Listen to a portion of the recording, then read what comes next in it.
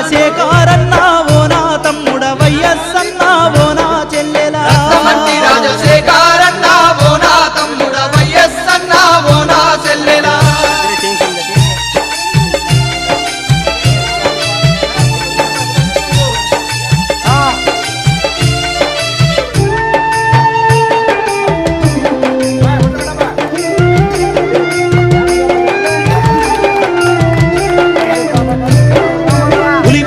పులి బిడ్డడోయన్నా పేరు వందిన పెద్ద వైద్యుడోయన్నా లోకం తీరు తెలుసుకున్నాడన్నా ప్రజల సేవ నేర్చుకున్నాడన్నా